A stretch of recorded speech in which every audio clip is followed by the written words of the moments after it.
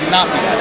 Probably not. Okay. But it'll add a lot of flexibility to builds. It'll definitely differentiate people. If you and I have the same escort tactical captain build based on our specializations, we can be rather different. Wonderful. That's exciting. That's exciting. Mav, do you have any questions?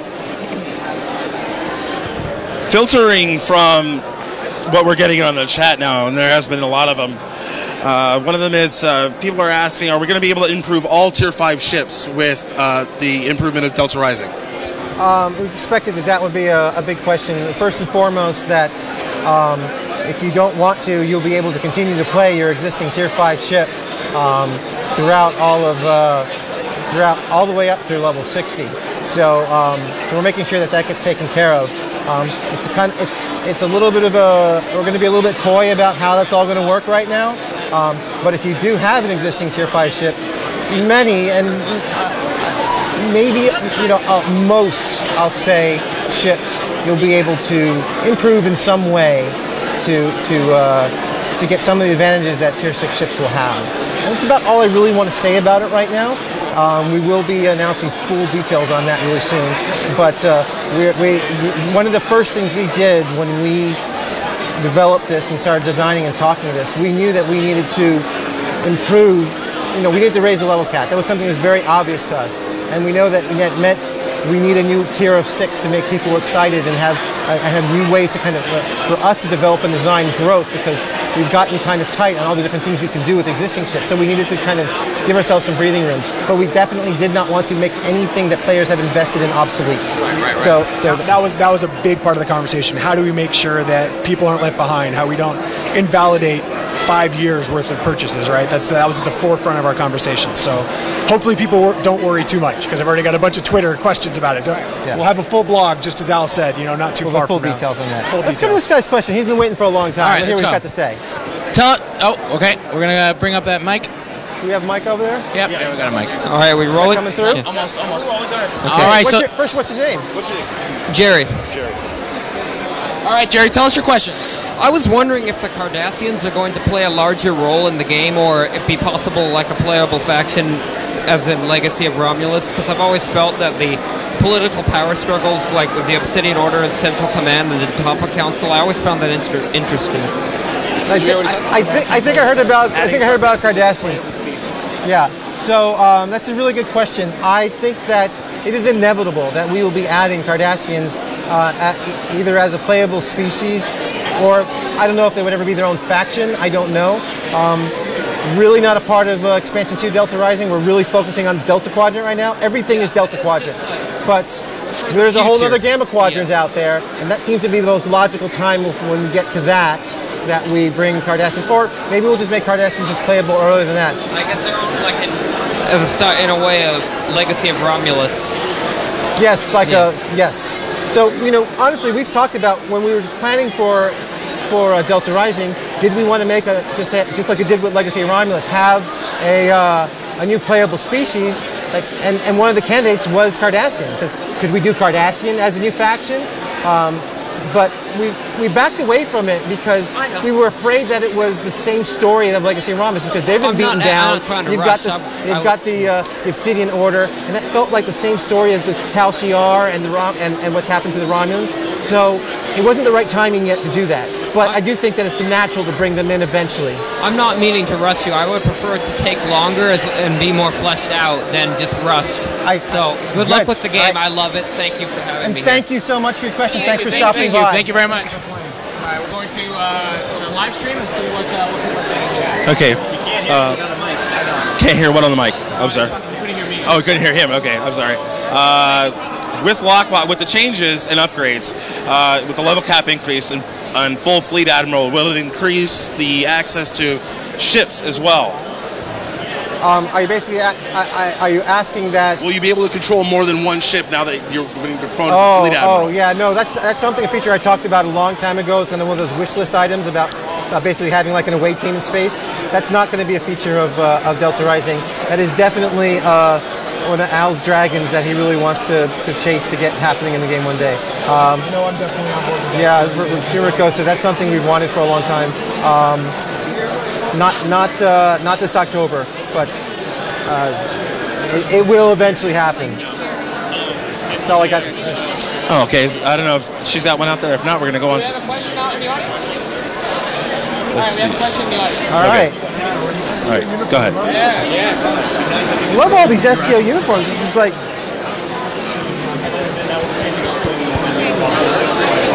Looks great. All right, Please introduce yourself. All right, my name's Chris, Grim Reaper's Fleet.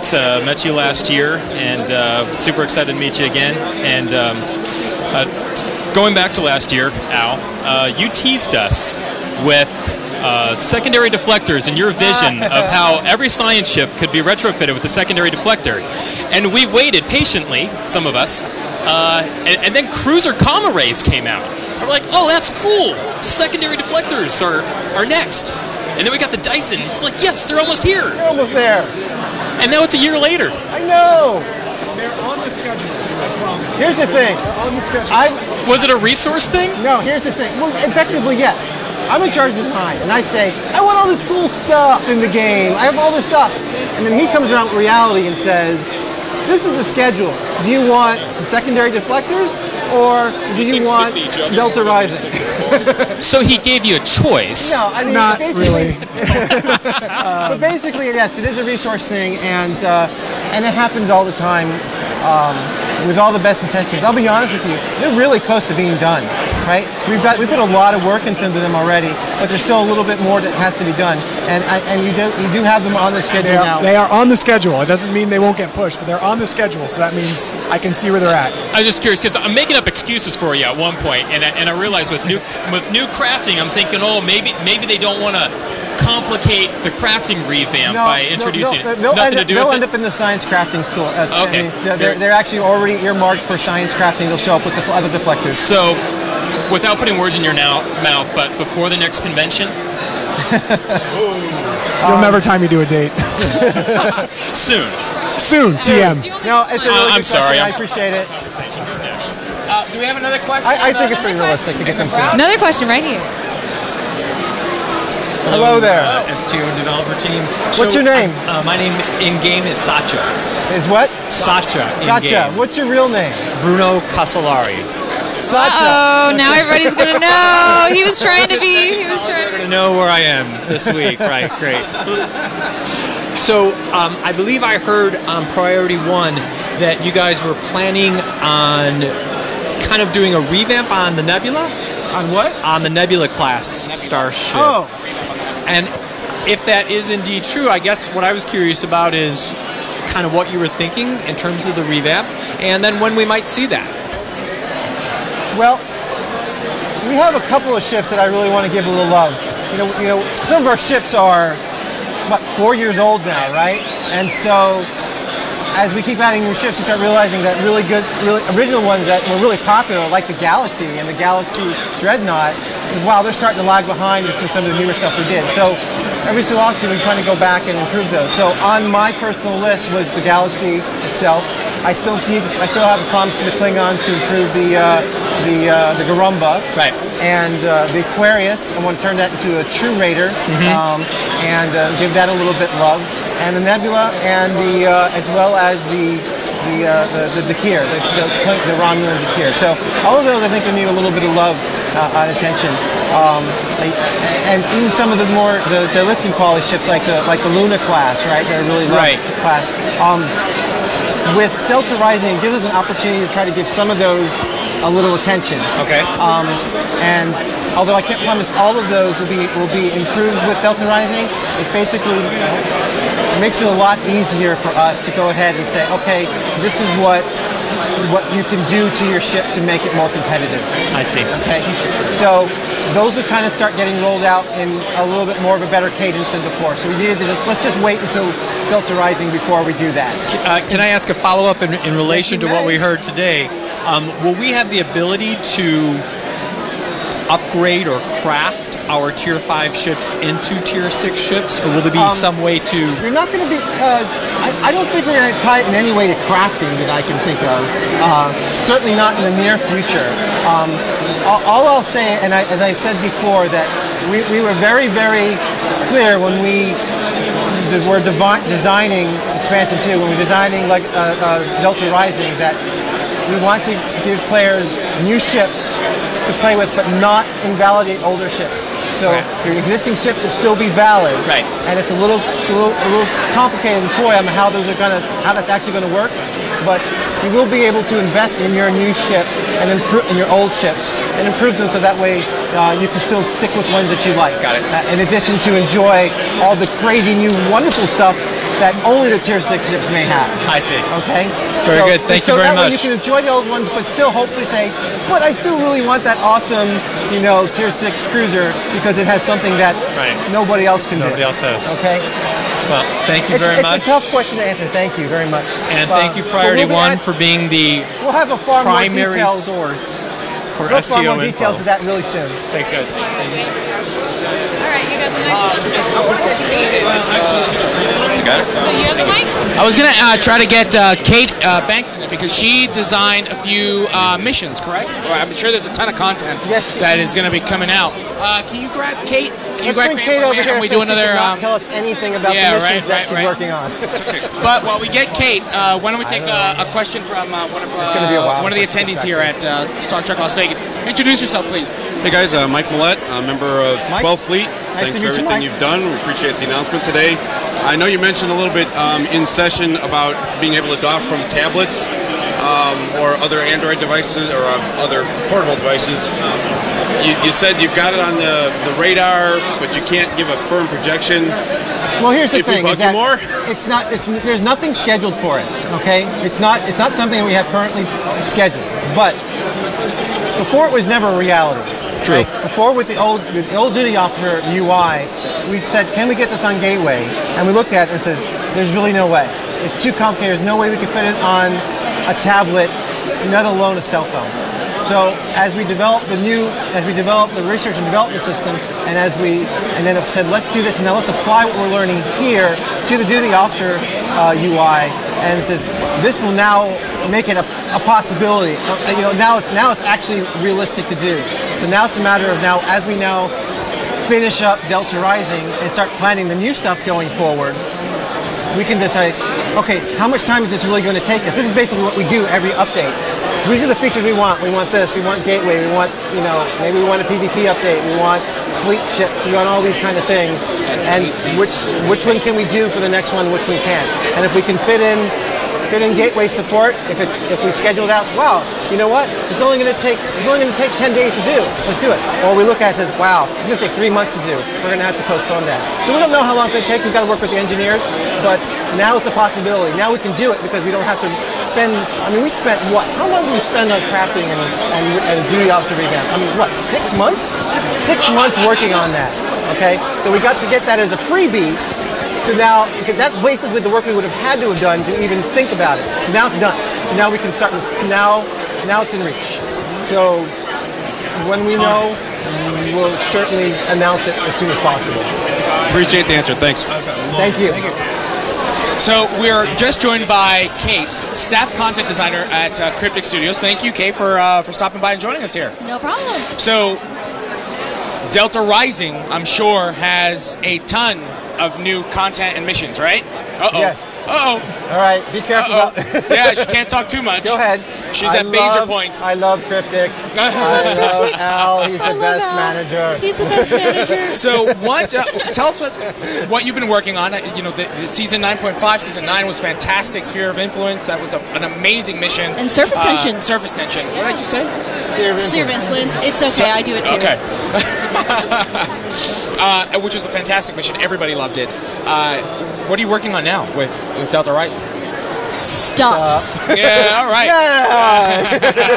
That's the right answer. Stuff for the next thing. It's really cool. Yeah, that's the standard. That's the standard. All right, we got to get a little bit. So give her permission to say something. Give her the A-OK to say something. Give us no pressure. No pressure. With the hot blinding light. We're not talking about any story-related stuff, other than we announced some of the species that are coming, and so we'll be doing stories around that stuff. So what challenges are you facing now with the development of any of the new content? I'm doing a new type of thing I haven't done before, and I'm having a lot of fun doing it, and it's really interesting and entertaining, and I get back to that on Monday. I'm excited to do so. You can say the type that you're working on. Okay, I'm working on a queue. I've never done a queue before, and I'm super excited to do that. I haven't done one since Champions. It's been a few years, so, and the way Stowe does it is very different, you know, in terms of how things are done. So it's been really exciting working with the team, getting that, you know, iterated on and feeling really fun, and oh my gosh, there's so many cool things that I can't tell you right now. I hate to do this to you guys, but unfortunately, like, all the stuff I have been working on is like story related or like stuff we haven't announced yet related. So yeah, sorry about that. Let me ask you this, because for the last several weeks, it seems that Foundry has been a hot topic. And you actually wrote a story for Star Trek Magazine. I did. It was fun. It was a great story. And then this last issue, Christine Thompson also wrote a short story. It was also really good. So one of the things that I was mentioning in the show, and I was also on Foundry Files talking about it, Foundry Roundtable, was what hurdles do you face to try to make a mission like that? So, for instance, with Christine's mission, it was a bit of an escort. You could escort potentially the Aquarius back to the Enterprise, which is a nice little side story. It doesn't have to be directly relating to the plots that you guys are unfolding as the timeline continues. But what keeps Cryptic from like designing a little one-off story like that in between big seasons? Oh gosh, time and this guy. Yeah, that's probably yeah. But looking forward, we've actually kind of earmarked some time to try and get some more of those small stories in there for everyone. One of the things I'm doing is kind of like that. The other thing. Yep. Yeah, that's a little bit like that. Yep, it's a little mini adventure that kind of goes along lines. It's in support of the big story. It's kind of its own self-contained thing. But you know, it's a little mini adventure. Yep. Generally, it's scheduling. We want to try and make each season release as big as possible. If we're focused on Delta Rising, it takes time away from trying to get a little story in there. But we've got a pretty neat schedule for the next calendar year and beyond that could allow us to do some stuff like that. What about turning to Foundry authors for something like that? And for instance, right now we have the Foundry Spotlight. So a bit of a plot is given, and the Foundry authors end up developing a plot, and it's highlighted and put as a spotlight mission. Has there been any thoughts about possibly incorporating, getting maybe Christine or Kate involved, giving a bit of that plot, like if Christine gave the plot of the Aquarius escort, and then giving it to the Foundry, and then a Foundry author do it, and the best one to do it would be spotlighted in some kind of fashion? That's a pretty interesting idea. It's something we can consider internally. We currently have a plan in the not too distant future to integrate Foundry in a more, and I mentioned it in the panel, in a more complete way that would be pretty much instantly visible to anyone that's just flying around playing. I feel like that'll give authors a lot of attention for all their missions. It's pretty exciting. Wonderful. Thank you. Do we have a question from the chat? Yeah. All right, let's do one or two from the chat, then we'll go back to the crowd. Oh, that's a lot of text. Yeah, there is pages of questions. Okay, so don't send any more through the chat right now because I have tons to ask. Stop. But the first one right now is why with R&D? Why add the R&D project limitations that were not in testing? What was the reason why you added limitations now to R&D that weren't there in testing and initial release? You mean the research project? Yes. Remember? Okay, I'm going to be very clear about this. Yes. Okay, I've answered this already a couple times. Okay, so the research, the fact that you can run multiple research and development projects was a complete and utter bug. Okay, so you can run multiple of the same school.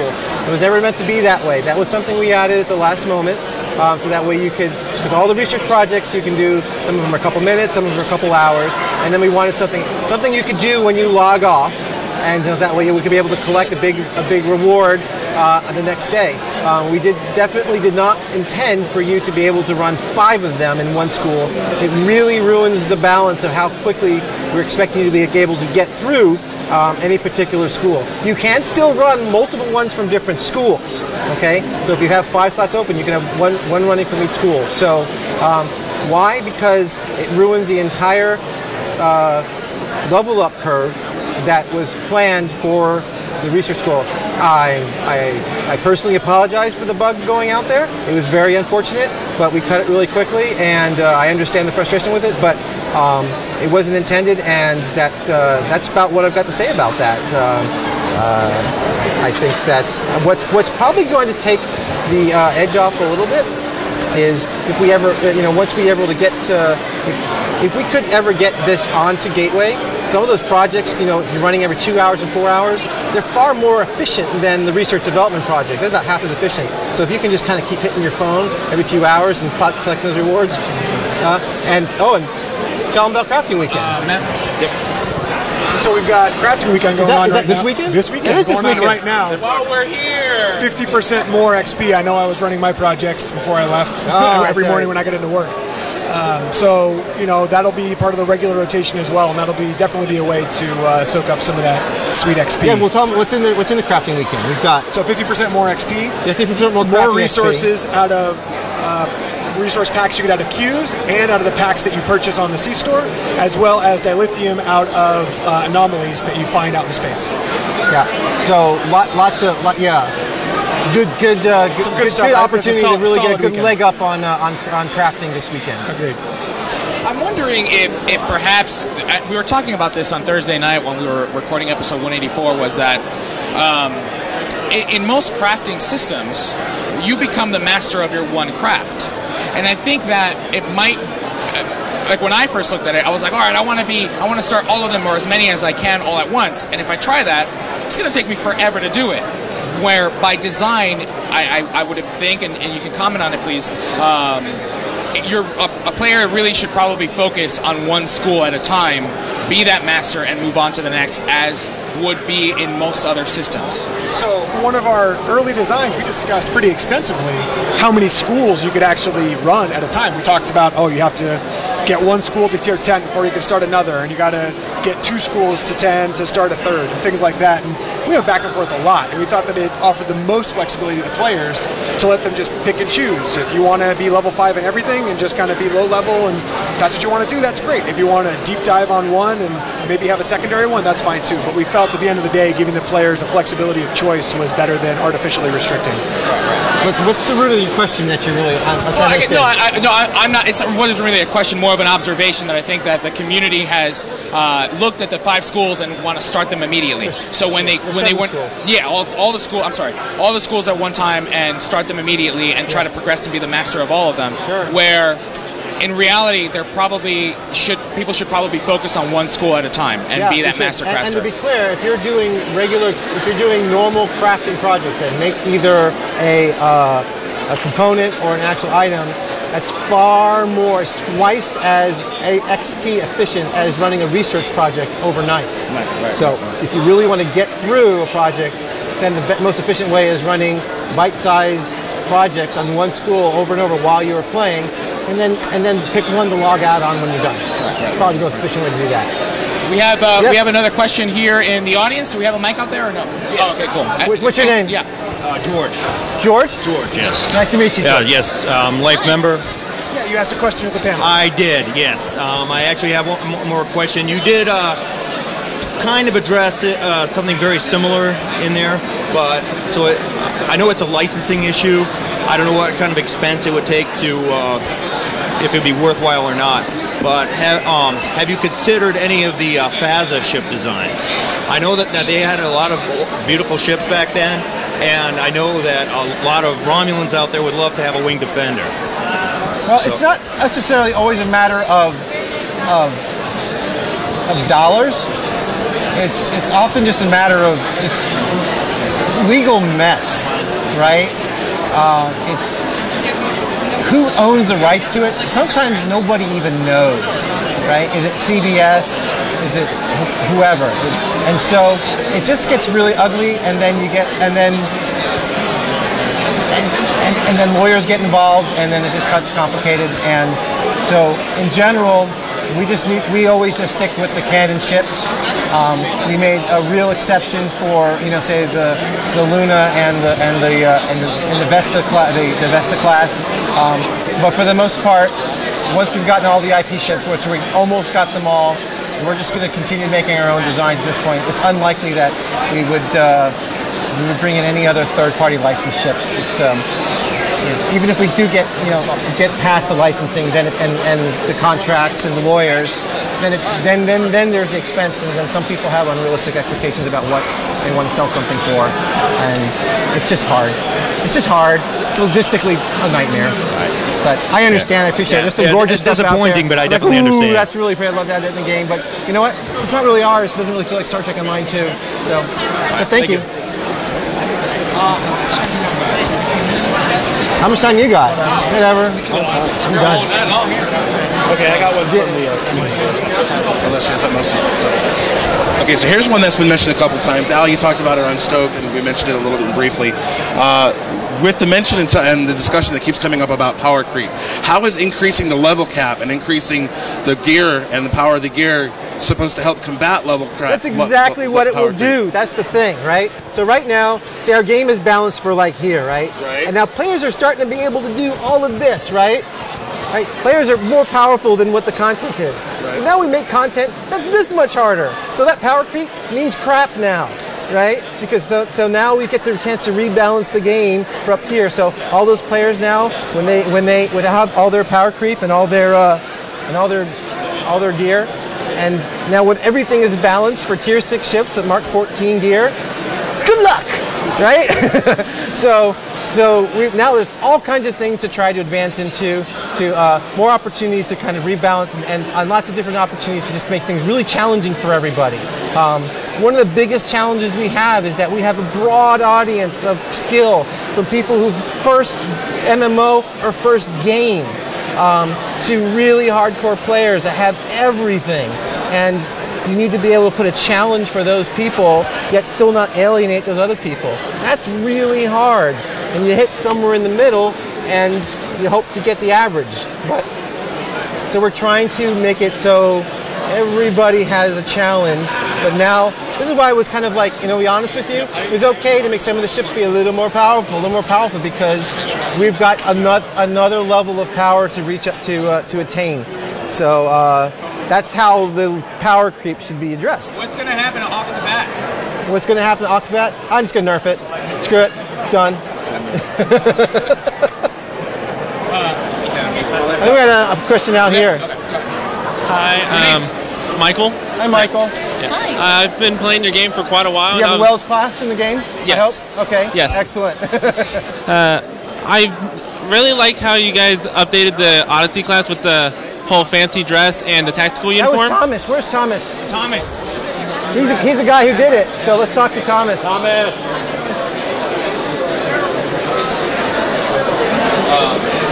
Anyway, let's ask a question. I'll get Thomas over here who did that. All right. I was wondering if there's ever going to be a off-duty version of the Odyssey uniform, like how they have for the Next Generation movie uniform and the DS9 uniform. It's these two unbuttoned guys. And just showing the... Yes. Well, let me quickly introduce. We're joined now by lead artist Brad Stoken, and Thomas, the cryptic cat, is right here standing. And can I? have our questions. Is this working? Yeah. I'm used to hearing. So these are our two artists. You're fine. Yeah, you're fine. I can see you over there. Yeah, you're fine. Okay. Let's just adjust that. We'll just move that up. Perfect. No, he'll move it up. All right. Great. There's a lot of devs. Yeah. It's like the whole team. It's not a lot to get done. Here, Thomas, why don't you take a seat? Take a seat. All right. Thanks. My dogs are barking. Okay, so what was your question? The question is, I've noticed the new updates for the Odyssey uniform. I was wondering if there's ever going to be if there's ever going to be a open jacket version of the Odyssey uniform. Brad? Well, if you're asking if there's ever going to be, I think that it's a pretty safe bet. I guess, as with anything, the question is when, but it's definitely a good suggestion. I mean, there were so many ideas, always so many ideas that we want to implement. Which way? And it's just when, how many can we afford to do at the time? But, yeah, I love that. I love that idea. I mean, we took a lot of inspiration, obviously, for the dress uniform from the Twalk jacket. And so, yeah, I can totally see doing that at some point in the future. Open it up and take a load off. So Brad designed the Odyssey dress and the Odyssey tactical uniforms, and everybody really loves them. And I think we're all really excited about that too. That change to standardize the uniforms for 2410 and make a canon Star Trek Online uniform.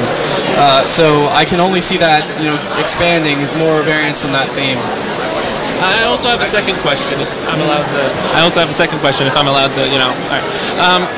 I've noticed how in Fleet Starbases and all that, all the NPCs now have the generic Odyssey. I found that very fascinating.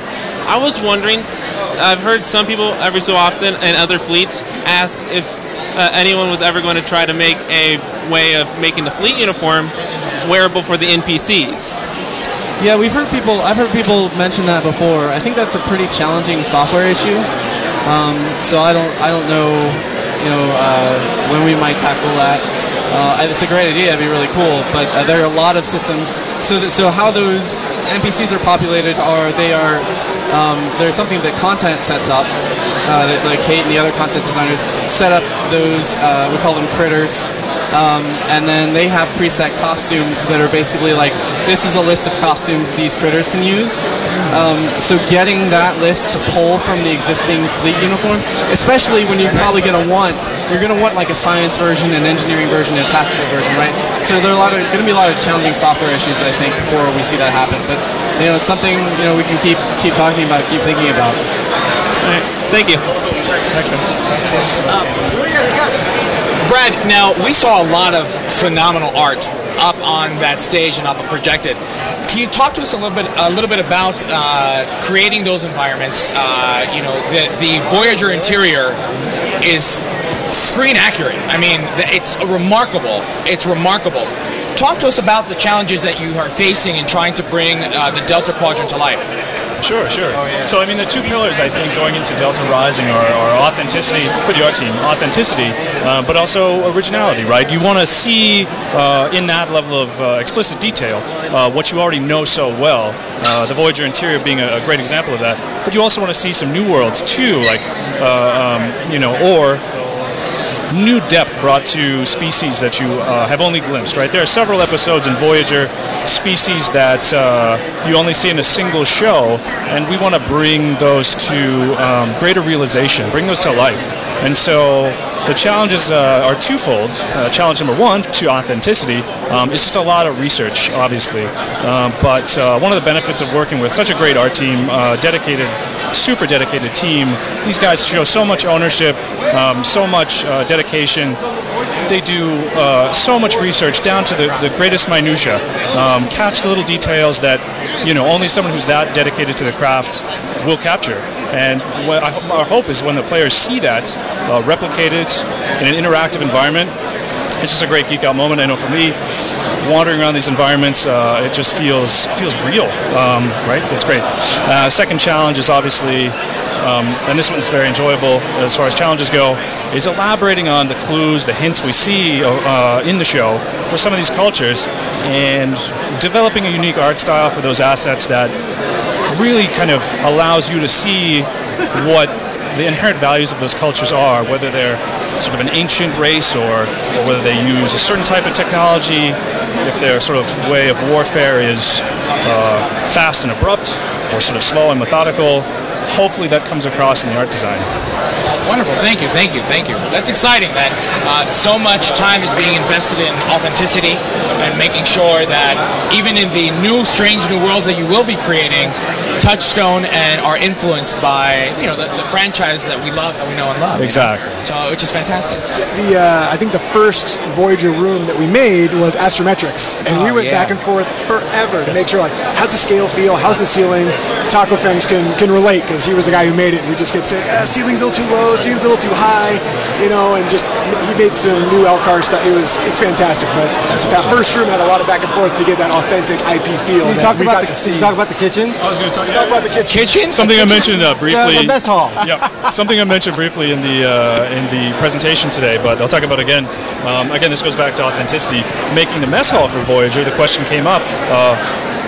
are we going which version of the mess hall, right? Because in literally in the pilot episode of Voyager, if you look closely, and these guys did, there's a replicator, a food replicator, obviously, before they converted to the full kitchen used by Neelix. And so that's just sort of the thing, right? We're all gathered around a desk looking at individual frames, right, from the episodes and when the transitions happen and just pulling all that together so that whichever one you want to experience, you'll be able to. As a player with the Voyager ship interior, you can choose. You can choose. Is it just an Intrepid class or is it Voyager for you, right? Complete with that kitchen. Wow, that's exciting. That's absolutely exciting. So, Matt, let's turn to the chat here and get some questions going. Let's see what people listening live have to say. Okay, one of the questions that came off was, are there any plans to create more varied red alert or blue alert, yellow alert events similar to the Borg red alerts that are in the game now?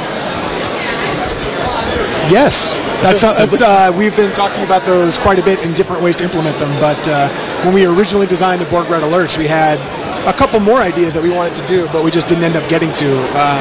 We wanted a better way to implement them. We had problems for a long time that we fixed not too long ago, where people ending up in empty versions of those Borg Red Alerts. But we definitely have had ideas for those in the past, and I think in the coming year we might be able to tackle those. It might be something we can take care of. Another one from the chat that came across. Can you explain more about new exploration coming up in Delta Rising?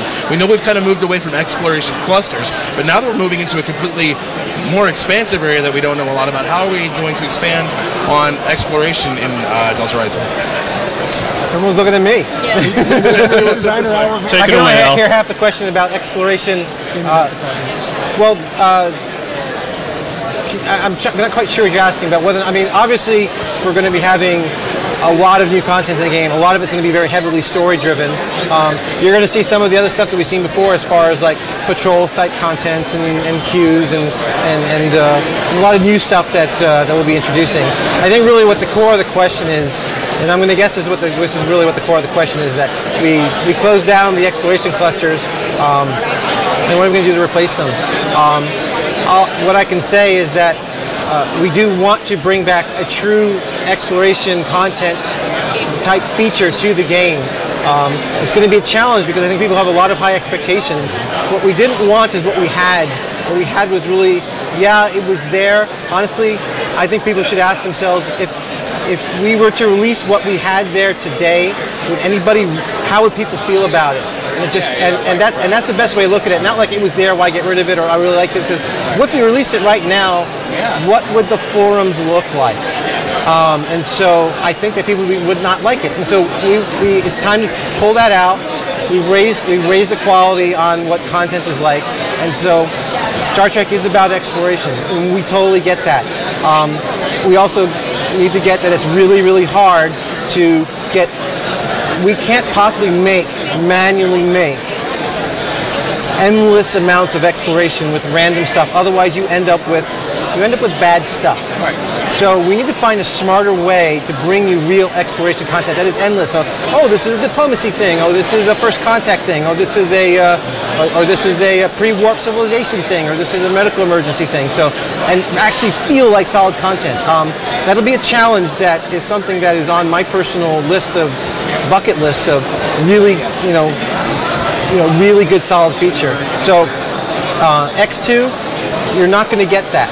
X2, what you are going to get is really solid story-based content, like you saw in Legacy of Romulus, right? Just like going through this really amazing story about what's happening there and what's really going on behind the scenes. That's what we're going to focus on.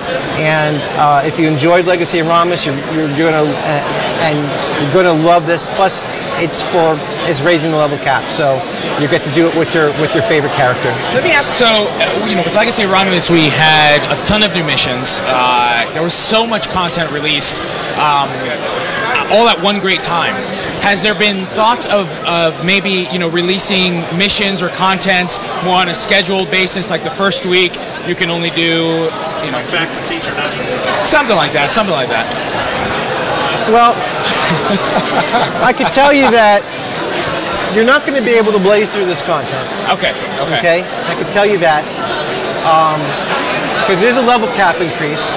So it's not like Legacy. It's not like Legacy Romulus, so levels 1 to 10, levels 1 to 20. I mean, you could get to the 30 with Romulan content, right, or something like that. And that's actually not a hard level curve. This is 50 to 60. It's a lot of work you're going to have to do to invest into your character, and so hopefully a lot of enjoyable content to go with that. So there's that.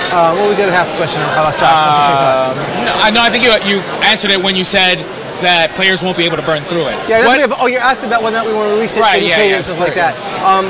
We probably will hold some things off, and so that way we can maybe have some other stuff to see later on. We've got kind of a plan of what we're going to be doing, say from now to our next anniversary, which 5-year anniversary is not that far away. Certainly not in development time. And one of the things that Steven and I have been talking about is trying to do more of what you just said, of more kind of like cadence released featured episodes. We know people want the story content. It's the most favorite thing we want to do. We had to really build up a good balance of repeatable end game stuff to do, and I think there's plenty of it there now. We can bring you a lot more story now. Awesome. That's exciting. I think a lot of people are really looking forward to seeing that type of content and story progress. But of course, I wouldn't be able to get away without asking this one. It just popped up. I was wondering how long it was going to take. When is Delta Rising going to hit Tribble for testing? Oh, you should know that. I don't know. When's Delta Rising going to Tribble? Testing going to be open? Sooner than you think. I don't know if we want to announce a date. Yeah, probably sooner than you think. But when it goes out, it's going to trickle, right? It'll so probably like out. the new code goes out first, no content, just to make sure it works. The new code and data branch will hit Tribble this month. Whether or not content will be on there, whether it'll be active or not is. Right. But the new code branch will hit Tribble this month. Okay. Now that we're in August. Okay. Yeah, so a little bit at a time. So, but soon, right? We're talking about October. Right. So it's not that far away. It's not too far out. Okay. But we have a good rollout plan already set up. You're going to be getting so many blogs. It's going to be ridiculous. So. Okay, so I'm looking forward to eventually getting more. I have a follow-up question. Go ahead. To the Tribble. When we had Trevor on our show a few weeks ago, he was talking about working with the forums or revamping the forums in such a way that it'll be easier for you to read through constructive feedback about what's on Tribble. Can you talk more about that? What we might expect? I don't know if that's something from more of a perfect world aspect. That's kind of, I don't know what his plan is, but I do know that for Legacy Romulus, we had specific forums, threads dedicated to specific episode arcs, and that was hugely helpful. So at the very least, we'll do something like that. We took so much feedback and bugs and just general comments out of there. It's crazy, right? So solid feedback is always reviewed and listened to. We were all over those boards. Awesome. Okay, I got a few more that's coming through here. One that just really caught my attention, but I'm going to hold off for just a second on it. PvP keeps coming up over and over.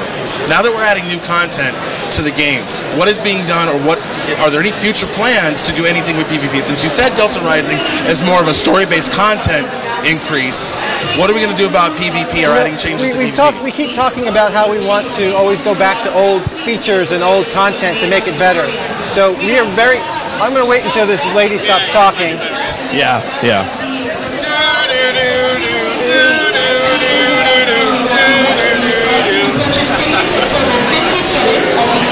They're ready.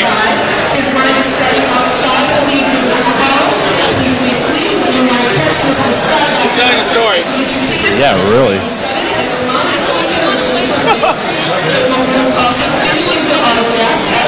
We have that trivia book, by the way. Maybe towards the end we can make a little fun. We have more time tomorrow too. Oh yeah. All right. So I've only got like 4 more on here. So basically, we've been dedicated to improving old features, old content, right? So we've improved tutorial, all level 10. We improved the Borg arc. Next, we want to improve some of the other content we've got in the game. We've improved crafting, right? We've what else have we just? What's that? For space stock, everything, right? And I've mentioned before, all those things have been on the list. So we crafting, PvP, exploration. We just get one pillar, crafting, right? So we can't do them all at once. We still got regular content and expansions to release. So I can't. What you want to know is when. I can't tell you when, but I do know that we never forget about them, right? But every time it's like, what can we chip at, right? So we chose crafting. I think that was really important to do. And then raising level cap, got to do that. That was painfully, obvious that we needed to kind of grow the game. So we added that. I want to do a skill revamp. I've talked about skill revamping, right? So that's really big. But we can only do one at a time. So that's a lot. I just mentioned a lot of different things that we want to be able to do there. And I know a lot of people have things that are near and dear to them that are really most important to them. And it's hard. It's hard to be able to make to get everything that's important to everyone out at the same time. So hopefully in some reasonable amount of time. I don't have a good answer when that's going to be. Okay, I've got two more. One that specifically kind of deals with me and people that are in my community directly. First one is lockbox ships and items that are tier 5 that are currently in the lockbox. Are they looking to be upgraded to tier 6, or will they stay the same and you'll just have to earn some of the new tier 6 equipment or gear? Well, there's no tier 6 equipment. It's Mark 14 gear, tier 6 ships. Well, the classifying is tier 6. So I kind of already answered it with the ships, right? So I don't want to say too much. Yeah, I don't want to say too much about this. There'll definitely be blocks. We'll definitely go over it. We thought about. Okay, we have definitely thought about it, and we're gonna take care of everybody. We're not. But what I will say is that nothing that you have will be obsoleted. Okay. Right. That's really what everything, ships, gear, whatever, bridge officers, nothing becomes obsoleted. Okay. So. Now, my personal question, which has already been reflected here, lifetime subscribers, those have been here since day 0 and negative. What is being done to continue to support lifetime players, especially with Delta Rising? Well, you guys just got a new veteran jacket with the Odyssey uniforms. We released a couple new veteran jackets when we put that out. The Odyssey long jacket and the Bortoscu long jacket and sash were given at the 200-day reward to fit along with all that stuff that was already at those levels. So those are really, those are nice perks for lifetime subscribers. I don't know if anybody else wants to add anything to that, but I think it's one of those things where we're looking at whenever we do big updates like that to existing things like the uniforms, we kind of factor in. It's like, well, what are we already giving those veteran rewards, and what are the things that we're doing now? How do they affect that stuff, right? So, and even when Legacy of Romulus came out, you got another lifetime ship, and you got more uniforms at each tier for your Romulan captains. So, the issue is that we want to kind of attempt parity for all the factions for lifetime rewards. So yeah, that's what I would say. As far as all that stuff goes. I'm sure somebody's thinking this. The captain's table? Any plans for that? If anybody's got any good ideas, let me know. I honestly don't know what to do with that. I'll just be honest. I've talked about it before. We've got this captain's table sitting out there. I don't know what to do with it. They do. I did update the Odyssey uniforms there too. Okay.